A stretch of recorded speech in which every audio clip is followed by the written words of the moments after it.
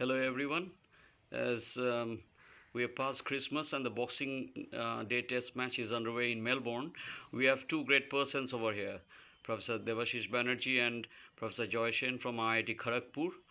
And we will deep dive into the roots of sustainability and areas covering eco psychology and other areas, trying to find it from our scriptures and texts and trying to understand the phenomenology of sustainability.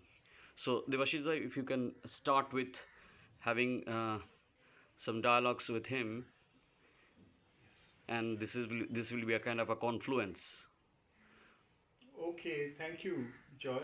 Um, I think the subject of sustainability is really one of the most important problems of our time. Times.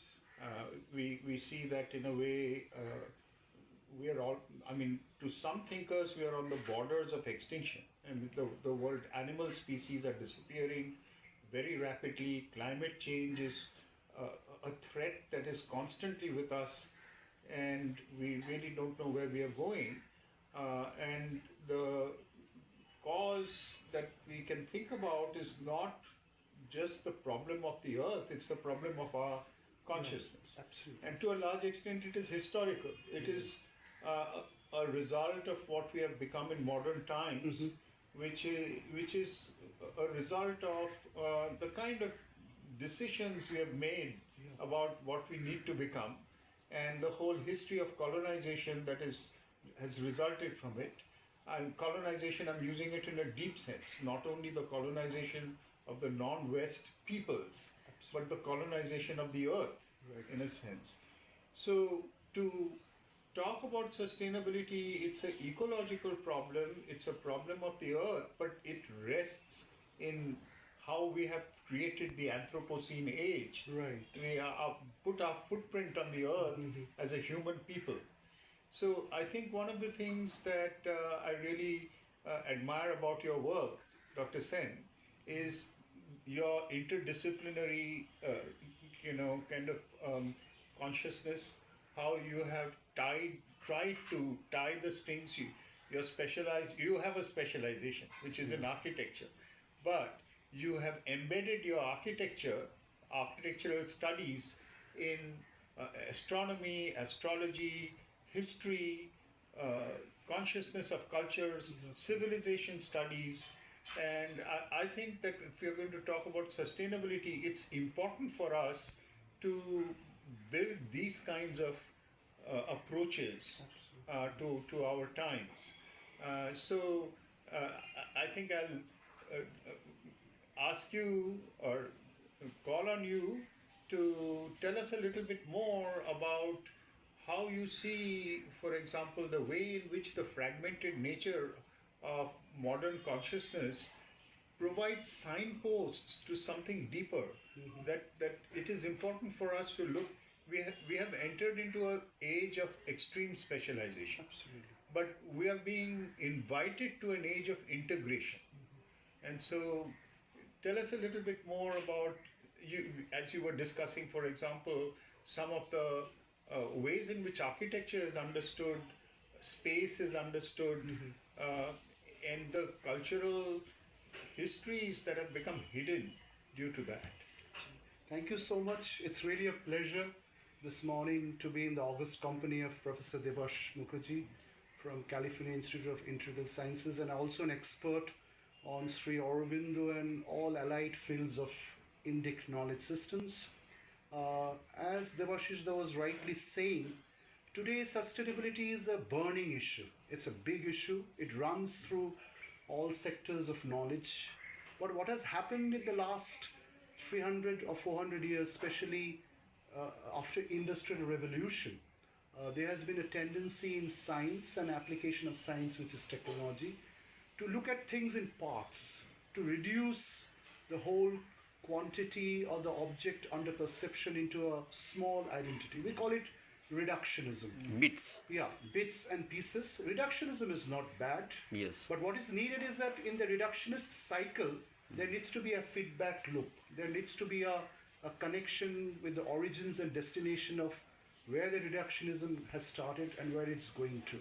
So this is a change that is coming to the modern world so far. So we are caught in between two tendencies. Most of the science and the crisis that we have produced out of science has been reductionist, but the change that we are seeking in this world is non-reductionist. It's holistic. It's interconnected. So there's a clash. In the words of Tagore, it is a crisis in civilization. It's a crisis in civilization. So what has happened? Sustainability is a big word.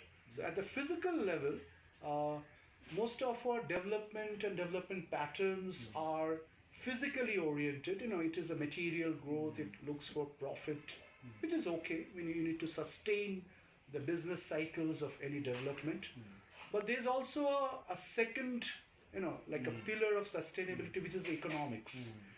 But economics just cannot be demand and supply. It has to be a connection between the small and the large. In other words, the connections between the little microeconomies of scale to the very large macroeconomies of scale, which are like intercontinental or between countries. But there is a third pillar of sustainability as per the United Nations, which is normally discussed, but it's kept beyond the limits of a profession, which is the socio-cultural, the socio-normative, the socio-intuitive. There comes all the soft scores, the soft codes of our life, the culture that we come from, the language that we speak, the various semantics and also the semiotics. Which the media science, calls the soft skills. Absolutely. The various symbols and their meanings, whether we write a book, we do a cover page, we go for an exhibition, there is always a title page. You're making a movie, there is always a starting point. So then the whole movie or that book or that production gets sustained because the seed, the first page of the book contains the whole ramification, the tree itself. The Gita, the celebrated Gita on which the masters have walked from Swami Vivekananda to Sri Aurobindo and many others. There's a particular sloka, Professor Banerjee, I like to refer to, and it has given me a lot of peace and comfort, which is the first sloka of the 15th chapter of the Gita, which is the Purushottam Yoga, which describes a knowledge tree, but the whole tree is inverted. And it comes from an origin, and it's ramifying into branches and different specialization. But finally, the whole structure of the tree, what you call epistemic knowledge, every level of that tree, as you go up, you start moving from the more specialized levels of operation to more generic levels of convergences and understanding. So that tree of knowledge is actually the tree of action in an inverted way, but in the Gita it's actually presented with the roots above and the branches below.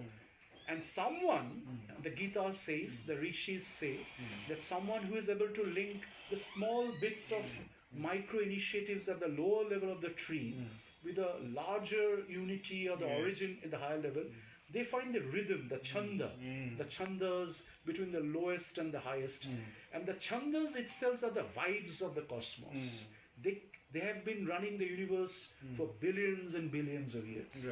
So when we do a building or we produce a movie or write a book, somewhere our personal initiative has to be linked to that larger, the very vast, which Sri Aurobindo many a times has said. He said, Satyam Ritam Brihat. I mean, it is just not the truth, but it's also the rhythm of truth. And it is just not the rhythm of truth. It's a very large truth. And that large truth is just not a lost infinity. It's an infinite space which accommodates all the finite expressions, like waves in a sea, like pages in a book, like different paintings on a wall, like Professor Banerjee and I sitting on this slightly larger sofa. So there is always a relationship, a good relationship between the container and the contained, the Ketra and the Ketragya.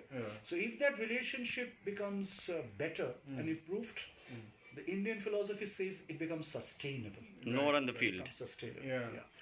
Wonderful. So one lesson I would like to draw from this, Professor Roy, it has to do with 3 levels of integration.